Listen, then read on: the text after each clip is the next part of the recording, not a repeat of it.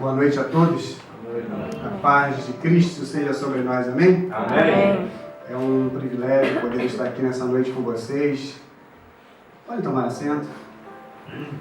Obrigado pela reverência, pelo amor, pelo carinho. Obrigado, pastor, pelo privilégio de poder estar aqui. Vocês têm um pastor, um homem de Deus abençoado. Semana passada eu tive a oportunidade de ouvir um pouco em Baraque. É cada um no seu quadrado, meu irmão. Não tem que ser igual a ninguém, não. Seja você em Cristo, amém? Glória a Deus. Você vê um homem desse pregar e eu falo assim, eu queria ter a visão que ele tem. Aí você diz, mas o cara é cego. Pois é, eu queria ser cego, que é a melhor coisa do mundo. O que ele vê, eu não consigo ver, meu irmão. É espiritual, amém? Amém. Que a gente possa abrir nossos olhos para isso. Para esse lado espiritual. Essa igreja está voltada para isso. E o que Deus colocou no meu coração é nesse caminho. Amém? Me alegro de ver jovens aqui. E também me alegro de ver pessoas jovens também. É isso aí. Amém? É isso que a gente tem que falar. Tem jovens e jovens. Tem jovens que já têm uma experiência e jovens que ainda não têm experiência. Não é verdade? É isso aí. Mas eu agradeço a oportunidade e como Deus tem colocado no meu coração, eu não sou um pregador de teologia. Eu não prego teologia da prosperidade, teologia motivacional. Eu não prego isso. Eu prego o evangelho. Amém. Amém? Eu aprendi assim. Glória. Estou engatinhando, tenho 15 anos ainda, sou jovem. Mas eu aprendi que nada consegue nos restaurar a não ser Cristo. É verdade. Amém? Glória. Então, sem delongas, abra sua Bíblia em 2 Crônicas, capítulo 29. Para uma breve meditação, para que a gente possa voltar para a oração daqui a pouco. É uma mensagem de Deus para o nosso coração, meu irmão. 2 Crônicas, capítulo 29, do verso 1 em diante. Glória a Deus. Glória a Deus. Glória a Deus. Quem encontrou, diga amém. Amém. Podemos ler? Glória a Deus. Vou esperar um pouco, a irmã ainda não encontrou. É que podemos fazer a leitura junto. É importante a gente meditar, ler com atenção esse texto, porque vamos trabalhar em cima dele. Como eu passei o seu horário um pouquinho, o senhor fica à vontade. Vai, Diogo. O senhor está em casa, tá? Obrigado. Fique à vontade. Passei do seu horário, o senhor fica à vontade. Tá bom. Você é muito gente boa. Todos encontraram, irmão? Amém. Amém? Diz assim a palavra do Senhor. Tinha Ezequias 25 anos de idade quando começou a reinar e reinou 29 anos em Jerusalém. E era o nome de sua mãe Abia, filha de Zacarias, e fez o que era reto aos olhos do Senhor, conforme tudo quanto fizera Davi seu pai. E ele, no ano do primeiro dia do seu reinado, no mês primeiro, abriu as portas da casa do Senhor e reparou, e trouxe os sacerdotes, os levitas, e os juntou na praça oriental e lhe disse: ouvi-me, levitas, santificai-vos agora, santificai-vos a casa do Senhor, Deus de vossos pais, e tirai tudo do santuário a imundícia, porque nossos pais transgrediram e fizeram o que era mal aos olhos do Senhor, nosso Deus, e deixaram e desviaram seu rosto do tabernáculo e do Senhor, e lhe voltaram as costas. Também fecharam as portas do alpendre, apagaram as lâmpadas e não queimaram incenso, nem ofereceram holocausto no santuário do Deus de Israel. Pelo que veio grande ira do Senhor sobre Judá e Jerusalém, e os entregou à perturbação e assolação, e ao assóbio como vós estáis vendo os vossos olhos.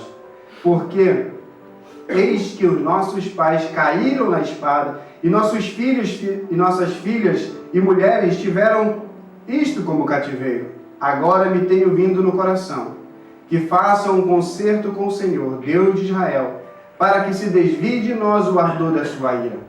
Agora, filhos meus, não sejais negligentes, pois o Senhor vós tem escolhido para estar diante dele, para servir e para ser o ministro, e para que queimarem incenso. Amém? Amém.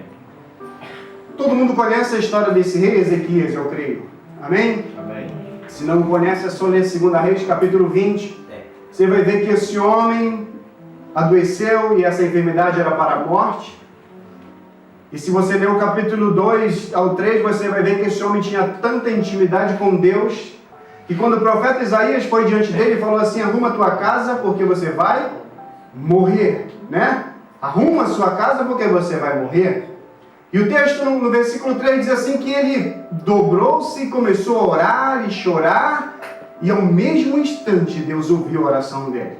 O homem tinha tanta intimidade com Deus que era um canal aberto para falar com Deus. Amém? E esse homem foi restaurado e foi lhe dado mais 15 anos de vida. E muito mais, falou que ele daria vitória, livraria o seu reinado de toda a guerra e tudo isso, daria vitórias a eles. E esse homem, como nós acabamos de ler, ele se dedicou a Cristo, ele entregou a sua vida para Cristo. Nesse texto, nós analisamos que ele estava no caminho certo, fazendo tudo o que era certo aos olhos de Deus. Não é verdade? Eu creio que nessa noite Deus vai nos purificar com seu sangue. Aleluia! Amém? Deus vai nos mostrar o caminho que nós devemos andar. Glória a Deus. Amém? Glória. A Bíblia nos ensina em Provérbios, se eu não me falha a memória, capítulo 14, verso 12, diz assim que o homem tem caminhos que parecem bem, mas o final é de morte. Só que não, Ezequias aqui mostra que existe um caminho a ser seguido. E esse caminho é Deus. Amém? É Cristo. E eu queria nessa noite compartilhar com vocês algumas características daquelas pessoas que estão no caminho. Amém? O verso desse texto, se nós lermos o verso 2, diz assim: e fez o que era reto aos olhos do Senhor, conforme tudo quanto fizera seu pai Davi.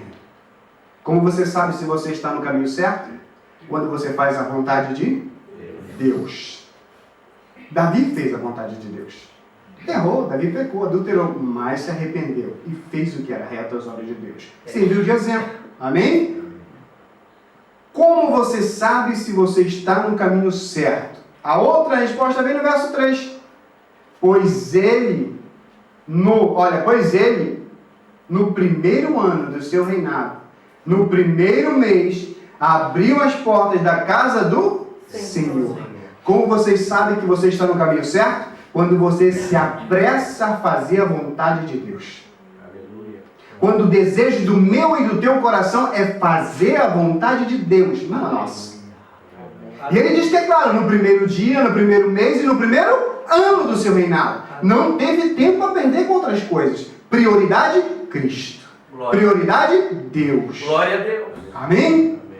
Como nós sabemos se estamos no caminho certo, você pode analisar um outro texto, versos 5 ao 7, diz assim, ó: disse-lhe, ouvi levitas, santificai-vos agora, e santificai-vos a casa do Senhor de vossos pais, e tirai do santo lugar a imundície, porque nossos pais se houveram traiçoeiro e fizeram o que era mal aos olhos do Senhor nosso Deus, deixando e desviando os seus olhos e a habitação do Senhor, voltaram-se-lhe as costas, também fecharam a porta do alpendre, e apagaram as lâmpadas, e não queimaram incenso, e nem ofereceram no holocausto, né?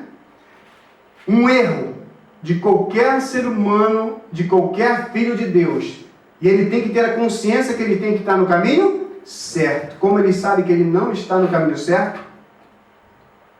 Quando ele está fazendo a vontade dele, não a de Cristo. Eu acho que alguém conhece o pai de Ezequias, um homem gente boa, né? Um rei, gente boa, casou com uma mulher muito boa também. Foi um dos piores reis de Israel, o pai dele. Mas ele decidiu que ele queria mudar. Eu falo para você nessa noite, a minha família não tinha nenhum cristão, meu irmão. Nenhum. Minha mãe católica doente. Falo uma verdade para vocês, eu não me interessava, nem sabia que existia Cristo. Até meus 22, 23 anos de idade, eu não sabia. Não sabia por que morreu na cruz, não sabia porque ele estava pendurado naquela cruz ainda na igreja católica, está lá. Eu não tinha referência dentro da minha casa. Mas eu tive um encontro com Cristo. Aleluia. E ele falou assim, a referência para você sou eu. Aleluia. A referência na sua vida é Ele. Sou. Amém? Não é o irmão do lado. Não é a irmã que pecou, o irmão que adulterou, o pastor que roubou. A referência para nós é Cristo. Aleluia. Ezequias diz assim, olha, vamos aprender, não errar com os erros dos nossos pais. Eles fizeram tudo errado, vamos fazer certo. Aleluia. Amém? Amém. Ezequias fez isso, meu irmão. Aleluia. Nós temos que fazer isso. A nossa referência é Cristo. Aleluia. Não olhe para o pastor quando ele peca, porque o pastor é um homem comum. Não olhe para a sua pastora quando fala uma coisa que não deve ou qualquer outra coisa. É uma pessoa comum, estamos falhos a errar a qualquer momento. Não olhe para um jovem desse que entra na igreja, é cheio de brinco, boné, e você diz assim, se não quer nada com Cristo, ao contrário. Eu fui para a igreja pior que eu não tinha um boné na cabeça. Eu não tinha uma tatuagem no corpo, eu não tinha um brinco. Mas eu te garanto que eu tinha, acho que uma legião de demônio dentro de mim. E ninguém conseguiria ver. Isso é o pior de tudo, meu irmão. Você diz assim, o rapaz que tem um piercing, um brinco, eu não estou me referindo ao rapaz ali que está usando, não use ele como exemplo. Não é isso. É que essa é a realidade. Nós estamos mais olhando para quem está mais próximo de nós. E sabe quem está mais próximo de nós? Cristo. Mas você não consegue ver, eu não consigo ver. Aleluia. Nós temos que abrir nossos olhos para ver que estamos no caminho certo. Ezequias continuou. A coisa que mais um cristão tem que ter na sua consciência. A ira de Deus, não existe coisa pior. Você crê nisso? Amém. Quem pode fugir dele? Ninguém. Não é verdade? A ira de Deus vem sobre a nossa vida quando nós começamos a abrir os nossos olhos e acusar uns aos outros dentro da igreja. Eu me sinto à vontade nessa noite, nessa igreja, para pregar. Sem nenhuma restrição. Você pode ter certeza, isso é uma personalidade que eu trago desde quando eu era do mundo. Sempre tive essa personalidade forte. Fui jogador de futebol, joguei muito tempo, fui capitão de time, então sempre tive isso. Então eu olho para vocês e não tenho um temor de falar. Para vocês, sabe por quê? Porque eu orei, eu quero uma mensagem do meu coração. Quem me deu essa mensagem foi Cristo. Aleluia. Amém? A minha alegria foi quando eu cheguei aqui e eu vi o pastor dessa igreja dobrar o joelho. E orando, eu vinha pensando, meu Deus, quando eu chegar nessa igreja a primeira vez, será que se eu me ajoelhar para começar a orar, os irmãos vão se escandalizar? Eu não conheço a igreja, é natural.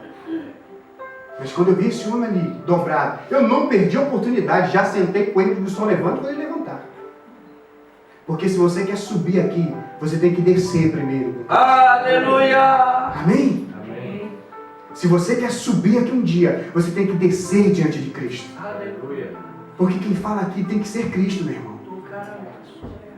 Quem tem que falar com vocês não sou eu, é Cristo. Glória a Deus. Guarda isso no teu coração. Aleluia. É Cristo quem vai falar conosco nessa noite. Já está falando. Glória a Deus. Amém? Amém. Então Ezequias fugiu, tudo que ele queria, tudo que ele não queria na sua vida, ele tinha certeza que ele estava no caminho certo, era fugir da ira de Deus. Verso 8 e 9, pelo que veio a ira do Senhor sobre Judá e Jerusalém, e os entregou para serem motivo de espanto e admiração. E ele diz, cara, como vós estáis vendo os vossos olhos, como vocês estão vendo com vossos olhos, porque nossos pais caíram a espada e nossos filhos e nossas filhas, mulheres estão por isso em cativeiro.